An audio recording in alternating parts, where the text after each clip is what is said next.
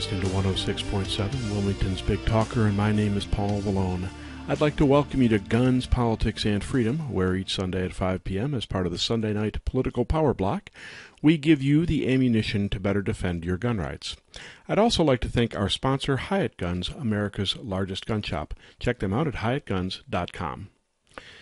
Now, in case you aren't familiar with me, I direct Grassroots North Carolina, or GRNC, since 1994, our state's most effective gun rights organization. As its director, I was involved in drafting and passing our original concealed handgun law. Since then, GRNC has gone on to engineer passage of concealed handgun reciprocity, our purchase permit bypass, Castle Doctrine and Stand Your Ground, the expansion of concealed carry into state and municipal parks, restaurants, public assemblies, educational properties, and much more. Grassroots North Carolina is exactly what the name implies, a grassroots collection of volunteers from all walks of life who share a common concern that our constitutionally guaranteed freedoms are being eroded. Check us out at grnc.org. That's grnc.org. In today's episode, we will examine at length how the media lies to you. Not just the fact that they do, which I'm sure you already surmised, but how. The methods they use to sell the public the leftist message they intend to convey. I was subjected to one such example by a large purveyor of what is often passed off as news, specifically Spectrum News, purveyor of cable and internet service with its own news channel. When I was asked to participate in a panel for a town hall on what they called North Carolina's, quote, rising gun violence. Well, I hope you don't live in a town that resembles the people they had show up at this town hall. One gent that we had turn out, Wes Rainier, writing for North Carolina Renegade, NC Renegade, attended and wrote a piece on it entitled Inside the Belly of the Beast. I couldn't have said it better myself. Another volunteer from GRNC who attended advised me I should read Edward Bernay's 1927 book Propaganda. After seeing this forum, I do believe I will take his advice. But first, this just in gun rights news. Writing in AmmoLand.com, Dave Workman, gun writer Dave Workman, recently ran a piece entitled Suddenly New Zealand Becomes Nation of Sheeple. Workman's opener went like this. Sheep ranching is big business in New Zealand, but after perusing news coverage in the aftermath of the Christchurch mosque attacks, it may be difficult to tell the sheep from the people, as some gun owners have voluntarily turned in their semi-automatic rifles to police for destruction. Yes, you heard it correctly. After the New Zealand massacre, a number of owners of semi-automatic firearms voluntarily, and with great fanfare, turned over their guns to the government. But no matter, it's pretty much irrelevant because within just a few days of this act of utter supplication, the New Zealand government banned the guns anyway. Or moved to, I should say. According to CNN, it took New Zealand's government less than 72 hours to announce the ban, which will be sent to New Zealand's parliament in early April and will comprise a buyback reportedly costing New Zealand's government between $100 million and $200 million U.S. In New Zealand, like most of the world, you see, owning a gun is not a right, but a privilege. Exactly the model gun control advocates have in mind for you. Elsewhere, as you may know, the ban on so-called bump stocks, instituted by reinterpretation of existing Bureau of Alcohol, Tobacco, Firearms, and Explosive regulations, became effective on March 26th. The ban tortures the English language by reclassifying the formerly legal devices as machine guns. But because no machine gun manufactured after May of 1986 can be privately owned, existing bump fire mechanisms cannot be registered as legal machine guns and must either be destroyed or turned in, or must have either been destroyed or turned in to the BATFE by March 26th. Various lawsuits were filed against the ban, including one by Gun Owners of America, principally on the argument that the ban violates the Fifth Amendment as the taking of property without due process of law, and another by, Damien Guides, the Firearms Policy Foundation, Madison Society Foundation, Florida Carry, and Missouri State Representative Shane Roden. In late March, GOA and others asked for a stay on enforcement of the ban, arguing that if the ban is implemented and people are required to turn in the devices, it would effectively moot any later decision by the court that the ban is indeed unconstitutional. Well, just Friday, in at least one of those cases, the U.S. Supreme Court has refused to implement a stay on enforcement of the ban, meaning defendants must turn in the devices. Justices Clarence Thomas and Neil Gorsuch separately opined that they would have granted the stay. More on this as it develops. On a more positive note, the California ban on magazines holding more than 10 rounds, passed in the year 2000, was recently struck down in federal court. Although magazines previously owned had been grandfathered in 2016, California removed the grandfather clause, effectively banning all such magazines. In 2017, the same judge that just made this ruling had issued a stay on removal of the grandfather clause. And last week, San Diego-based U.S. District Judge Roger Benitez declared that laws limiting magazine size violate the Second Amendment. The Cuban-born judge also pointed to the dangers of home invasions in his ruling, citing 3 home invasion cases. 2 of the cases involved women who used guns to defend themselves against attackers. In both of the cases, the women would have run out of ammunition if they had had low-capacity magazines. The case will almost certainly be appealed by the state of California, and we will bring you more as it develops. Oh yes, another bright spot.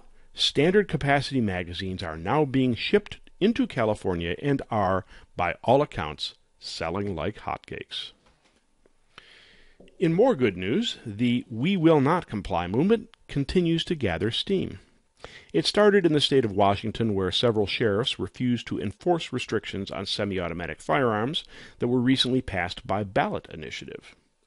It then spread to New Mexico, where several counties, using cities which refused to enforce immigration laws as an example, declared themselves, quote, Second Amendment sanctuary counties in response to recently passed gun control legislation in that state. And in fact, New Mexico's Democrat Attorney General Hector Balderas days ago issued a warning letter demanding that New Mexico sheriffs enforce the law. Indeed, as we reported recently, right here in North Carolina, just a few weeks ago, Cherokee County declared itself a Second Amendment sanctuary. With luck, this movement will continue to spread. Now, while these declarations are largely symbolic, refusal by constitutionalists in law enforcement is not. The We Will Not Comply movement has now spread to Colorado, which recently passed a particularly draconian version of the red flag laws being pushed in numerous states and in Congress as Marco Rubio's S7. And you might want to pull up one of our earlier shows. S7 is a nasty little version of the red flag law being run at a federal level, which recently received hearings in the United States Senate Judiciary Committee, of which our own Senator Thom Tillis is a member. Tillis has been vacillating. After some input, he now notes that, yes, there are some serious due process concerns about this bill, so I would suggest you keep hammering Senator Thom Tillis. Give him a call and tell him not to support S7.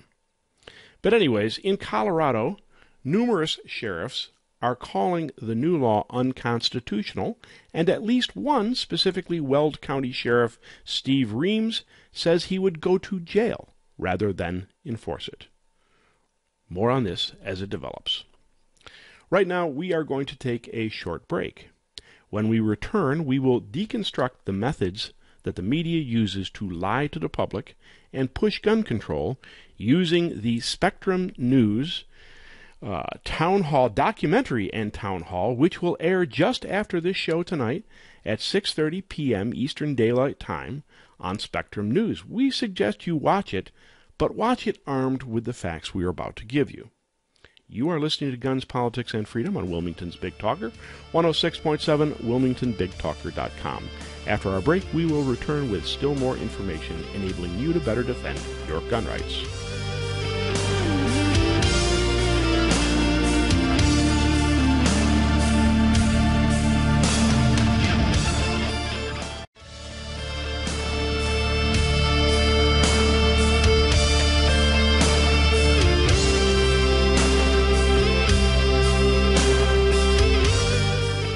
My name is Paul Vallone. You are listening to Guns, Politics, and Freedom today on Wilmington's Big Talker, 106.7 WilmingtonBigTalker.com. Our show is sponsored by Hyatt Guns, America's largest gun shop. Check them out at HyattGuns.com. Days ago, I got a lesson in exactly how the media creates false impressions in the minds of the public, particularly on the gun issue. Well, I say lesson, but I already knew that the media was biased. We all do. Instead, let's call it a reminder, but more importantly, a parable on exactly what techniques the media uses to skew reporting. In particular, you will never look at a televised town hall the same way again. You see, I was invited to participate in a statewide television town hall hosted by cable news provider Spectrum News. Spectrum did a documentary, well, that's what they called it anyways, on so-called gun violence, which is called North Carolina Under the Gun. And they followed the 30-minute documentary with a 1-hour town hall.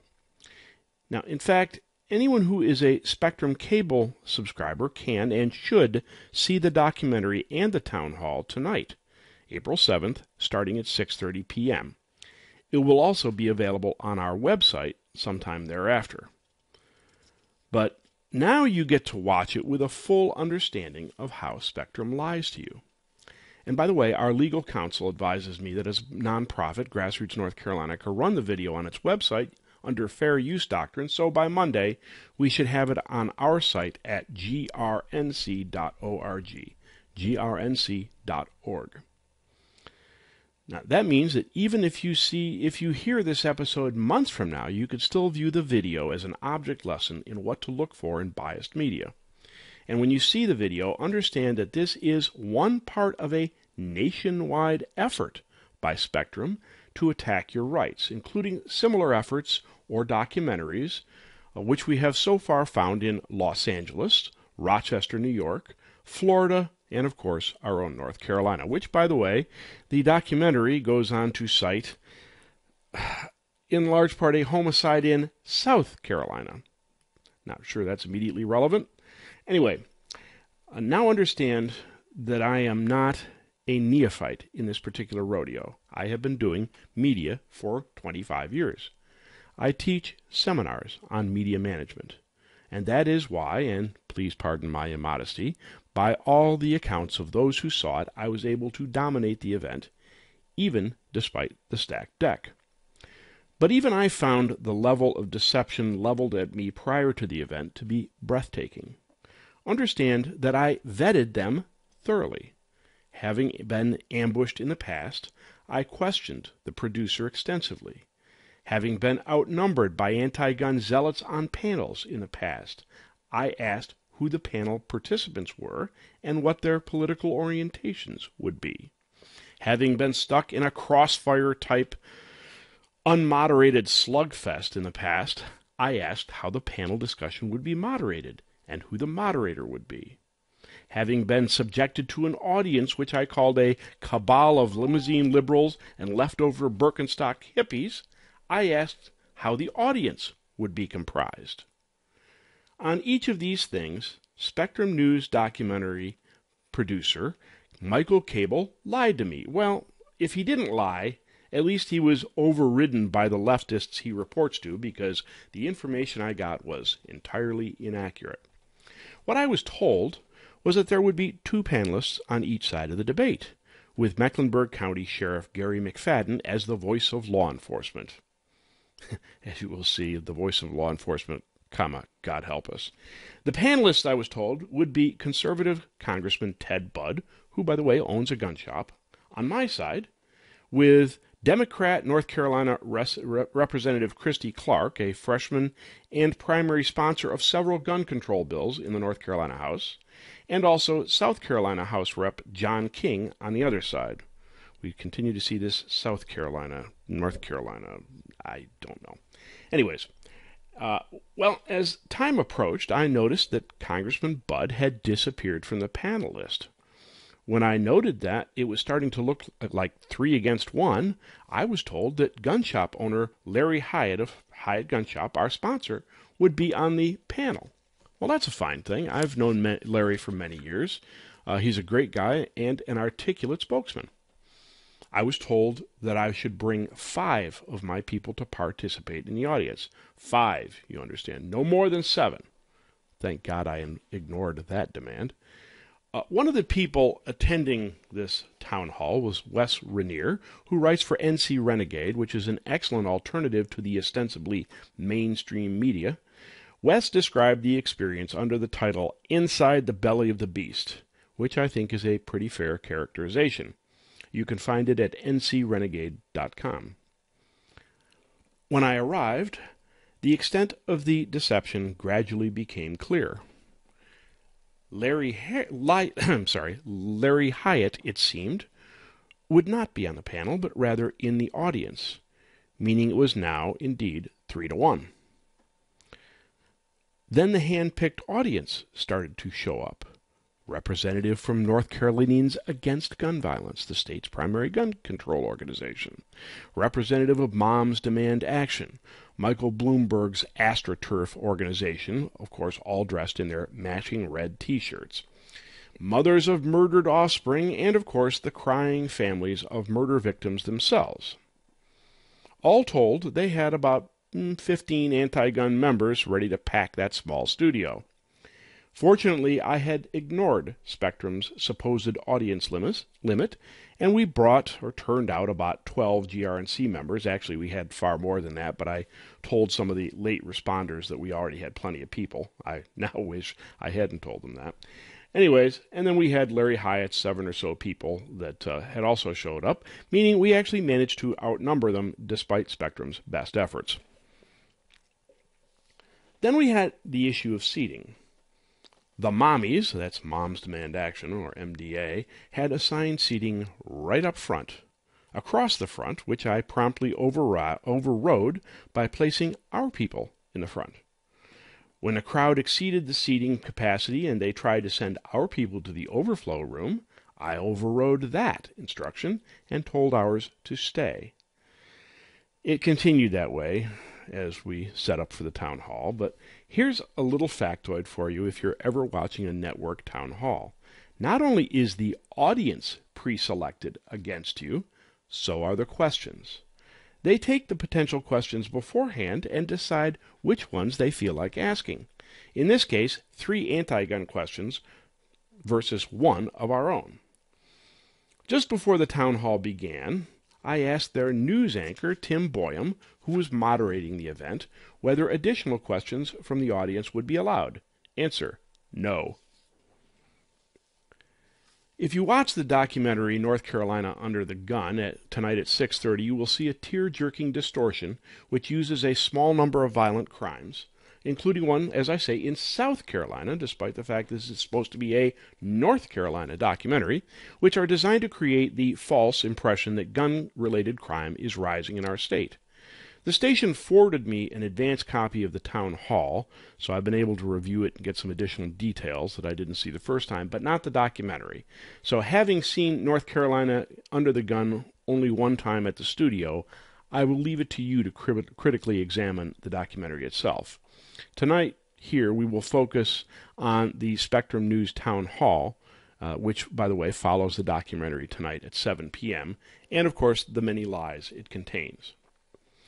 The moderator started out, as I expected, and I come to expect this, not adhering to the predetermined first question I had been told to expect. No matter. I routinely advise my people, never answer the question you are asked, answer the question you want to answer. If you want to see a perfect example of that, look at some of the talk shows on Fox News. Now, using PowerPoint slides, I immediately refuted the premise of the show, namely that gun-related crime in North Carolina is on the rise.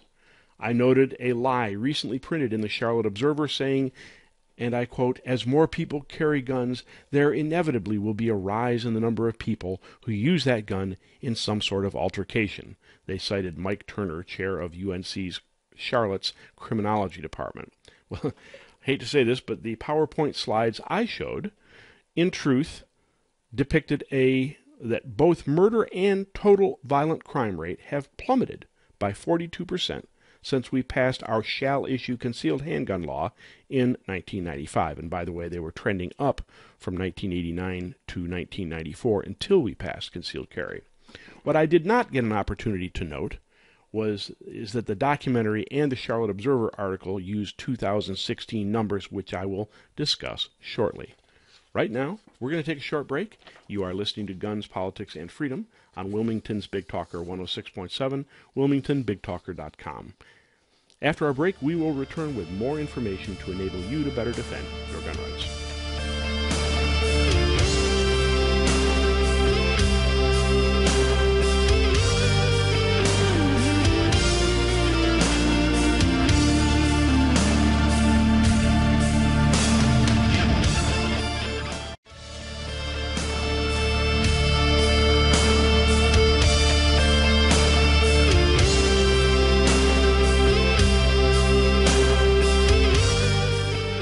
My name is Paul Vallone. You are listening to Guns, Politics, and Freedom today on Wilmington's Big Talker 106.7, WilmingtonBigTalker.com.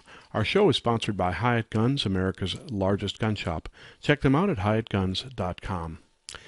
Before our break, we were discussing the Spectrum News documentary, North Carolina Under the Gun, and the town hall which follows it, and to which I was invited to participate. They both air tonight on Spectrum News, beginning just after this show, as a matter of fact, at 6:30 p.m.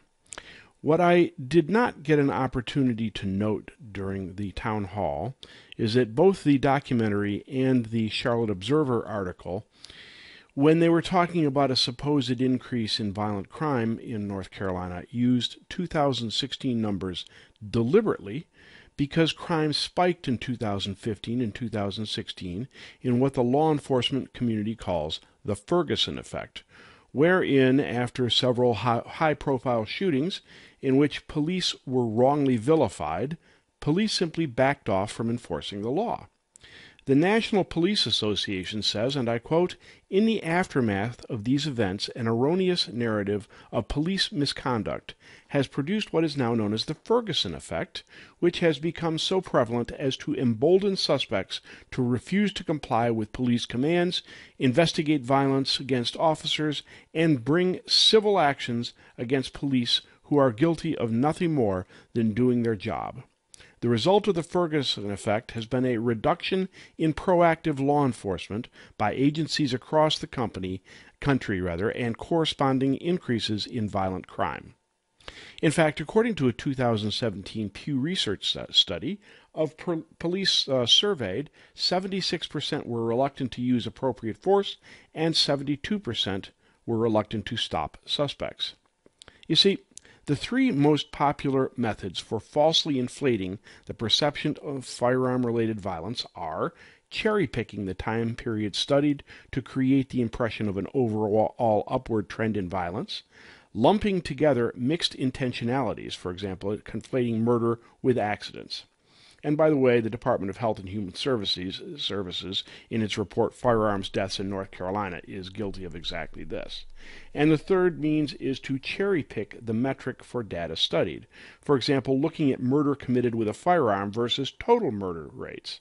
Spectrum's documentary uses all three of those tricks, and in this case, deliberately used the spike caused by the Ferguson effect to create a false perception of rising gun-related crime. I reject the term gun violence because it implies that murder by knife or by baseball bat or improvised explosive device, for that matter, is somehow better than murder by gun. I don't know about you, but if a loved one were murdered, I would be unlikely to say, well, at least they were stabbed to death instead of being murdered by one of those horrible guns.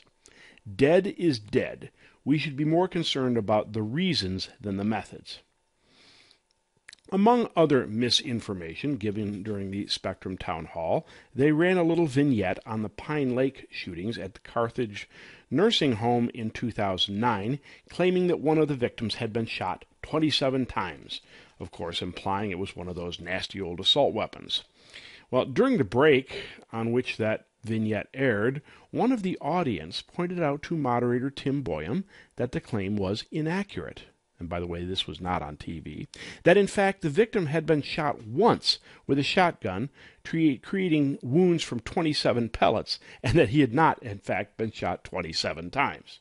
Boyum looked at him like he was from another planet, and of course made no effort to correct the misinformation when the show resumed. Now, of course, red flag gun confiscation that we have been warning about, that was introduced. It's House Bill 454, and Representative Clark on this forum was one of the primary sponsors.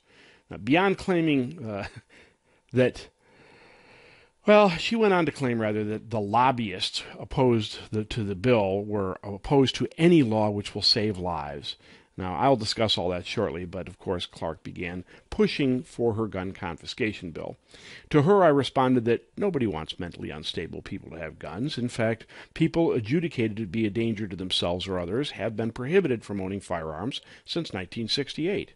Complicating the issue, however, certain politicians and gun control advocates are exploiting the issue to do what they have been trying to do all along, which is to incrementally end the private ownership of firearms. That is what we are seeing with these so-called red flag gun confiscation laws being passed by other states and being proposed here in House Bill 454. Unfortunately, these proposals do far more than you are being told, reasonable though they may sometimes sound. Take HB 454, for example. The bill allows nearly anyone, even somebody you took out for a cup of coffee at Starbucks, to demand that a judge declare you dangerous and, without any evidence, get your guns confiscated. Worse, you won't even be told that the hearing is being conducted, much less get a chance to defend yourself in court. The reason is that these so-called extreme risk protection orders are done in emergency or ex parte hearings which do not even require the defendant to be notified. And the people who get these orders don't include just family members and law enforcement, but under HB 54, even a so-called dating partner, which the bill does not bother to define. Nor does the bill define what constitutes a danger to self or others. Now, vagueness, or perhaps intentional vagueness aside, the bill represents a clear violation of the Constitution by taking away your constitutional freedoms without due process of law, in violation of both the Fifth and 14th Amendments. I defy you to name a single other right guaranteed by the Constitution, which the right to keep and bear arms, of course, is, that can be deprived of you without due process of law. The defendant gets no protections whatsoever under House Bill 454 for the property seized from him, since the sheriff can't be held civilly or criminally liable if even tens of thousands of dollars of the defendant's property is destroyed. Nor are there restrictions on what the sheriff can do with the guns, including registering them or ballistically fingerprinting them. The interesting part was, they, as both McFadden, the judge of Mecklenburg County, and also Clark, tried to justify these things as as the unnecessary legal procedures, I said, well, consider Gary Willis, this 60-year-old Ferndale, Maryland man who answered an unexpected intrusion at his home at 5:17 a.m. and was shot dead by police for his trouble. It seems that a family member with a grudge had filed one of these protection orders against him without his knowledge. I call this phenomenon, which we will undoubtedly see more of, death by red flag law.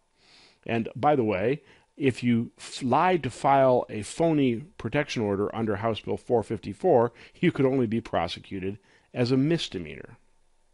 Now, during the Spectrum Town Hall, we heard some precious gems from the gun control advocates on the panel, things that tell you where they really are going and what they really want.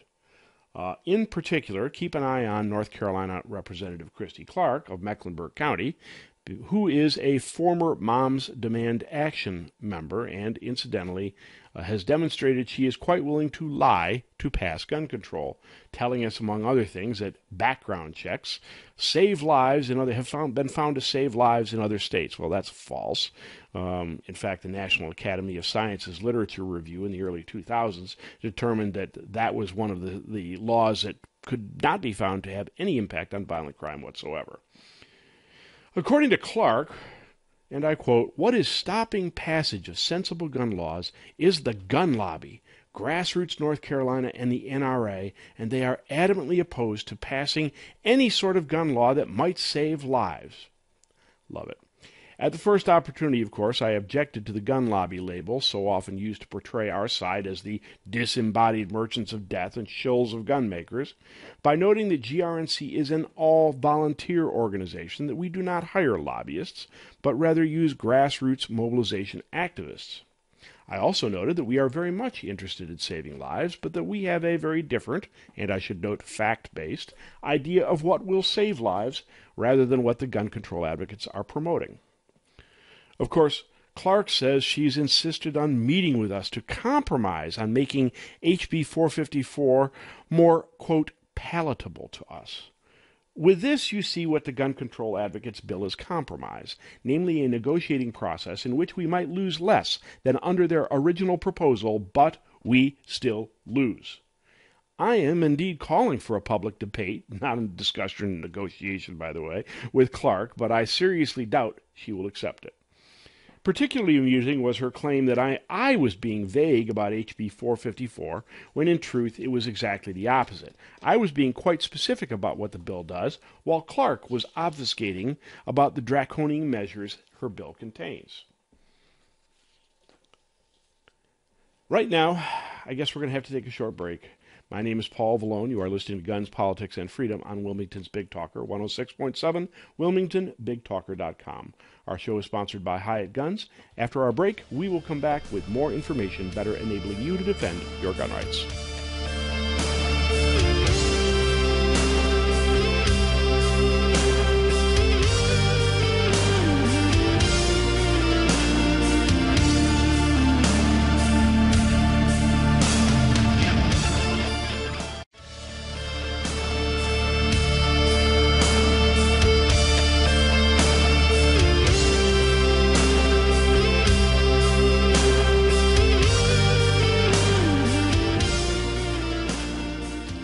My name is Paul Vallone, and you are listening to Guns, Politics, and Freedom today on Wilmington's Big Talker, 106.7, WilmingtonBigTalker.com.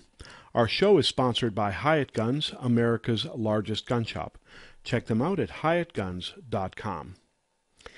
In our previous two segments, we examined how the media distorts the truth in order to pass a preordained agenda to incrementally end your right to keep and bear arms. Cable provider Spectrum News is doing this in what appears to be a nationwide campaign of under-the-gun documentaries, falsely claiming an increase in gun-related violence in states like North Carolina, where the documentaries are running. Given that Spectrum comprises 31 networks spanning 12 states, you should be alarmed by this effort. North Carolina Under the Gun premiered on April 3rd, and will air again at 6:30 p.m. tonight, with the town hall that I participated in to follow at 7 p.m. I strongly encourage you to watch both the documentary and the town hall, and to carefully note how the news outlets distort the truth in order that you be able to demonstrate to others how the media lies to them. Because most people in America are utterly unaware of the methods used. Yes, they might be distrustful of the media. Yes, your friends probably mutter about fake news. But the misinformation being fed to them by osmosis is becoming part of the lore of what everybody knows. Take, for example, the phrase gun violence. Are you guilty of using it? I have been.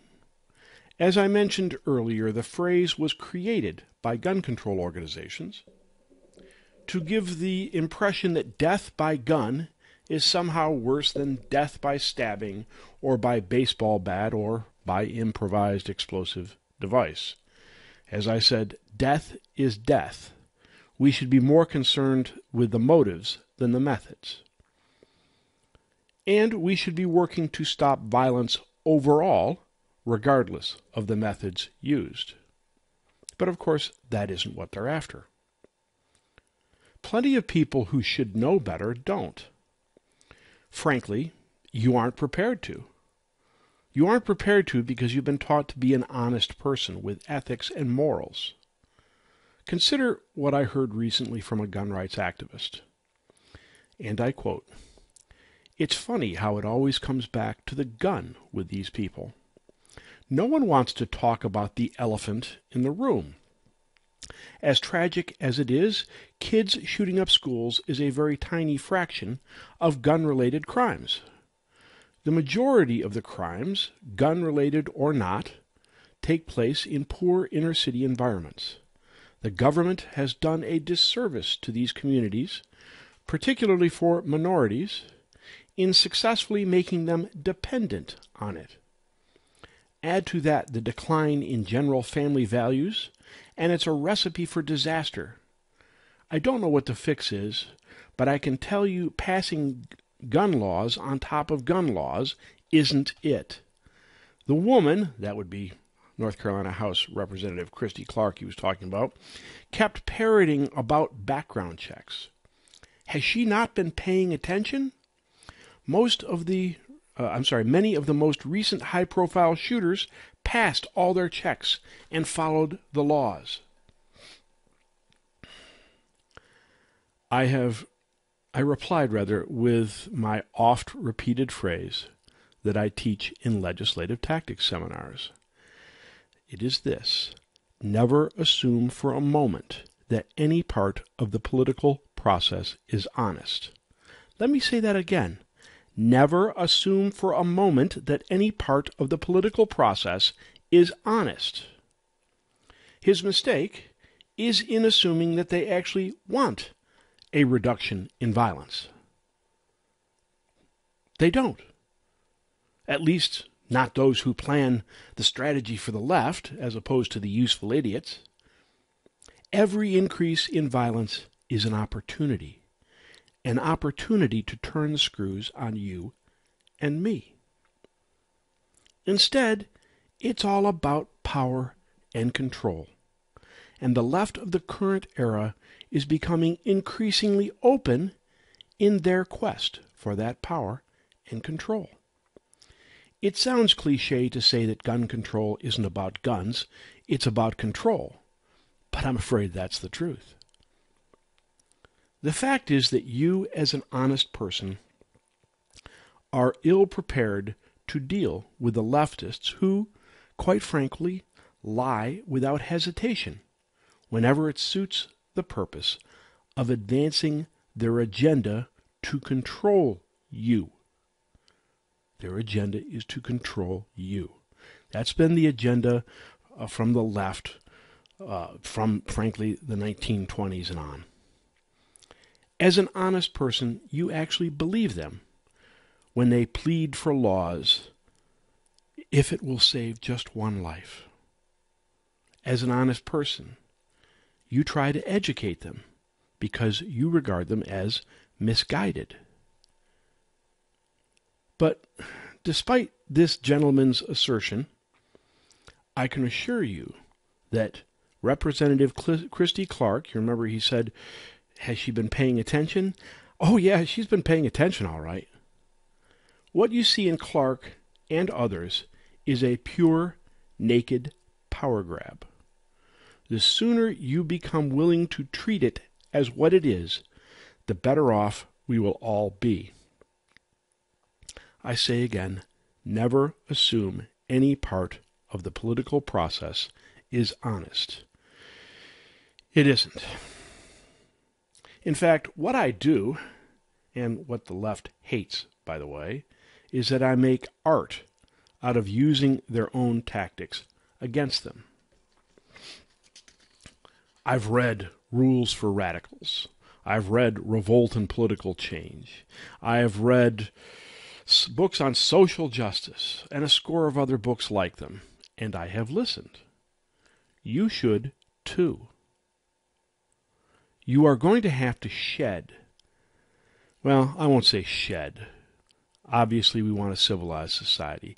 You are going to have to momentarily put aside the civilized politeness you have been taught over the decades as a political conservative, and understand that nothing they do is honest. They don't want a reduction of violence. They want chaos in society, because chaos better promotes governmental control over you. So allow me to finish with a quote from Atlas Shrugged, the seminal work by Ayn Rand, who was, as you may recall, a Russian-born American novelist, philosopher, and playwright with 2 best-selling novels. Atlas Shrugged is admittedly a difficult read, but well worth the effort. As you may recall, it is the story of what happens to society when the producers of the world, endlessly bled by the parasites of socialism, eventually go on strike, allowing the society to collapse. Here is the quote. "Do you really think we want these laws observed?" said Dr. Ferris. "We want them to be broken. You'd better get it straight that it's not a bunch of Boy Scouts you're up against. We're after power, and we mean it. There's no way to rule innocent men. The only power any government has is the power to crack down on criminals. Well, when there aren't enough criminals, one makes them. One declares so many things to be a crime that it becomes impossible for men to live without breaking laws. Who wants a nation of law-abiding citizens? What's there in that for anyone? But just pass the kind of laws that can neither be observed nor enforced or objectively interpreted, and you create a nation of lawbreakers, and then you cash in on guilt. Now that's the system, Mr. Reardon. That's the game. And once you understand it, you will be much easier to deal with." My name is Paul Vallone. You are listening to Guns, Politics, and Freedom. Today on Wilmington's Big Talker, 106.7, WilmingtonBigTalker.com. Our show is sponsored by Hyatt Guns, America's largest gun shop. Check them out at HyattGuns.com. I also encourage you to check my website at gunspoliticsandfreedom.com. Spell out that "and," by the way, gunspoliticsandfreedom.com, where you can find both my writings and earlier editions of the show. That's gunspoliticsandfreedom.com. Meanwhile, I will see you next Sunday at 5, and we will give you still more ammunition to better defend your gun rights.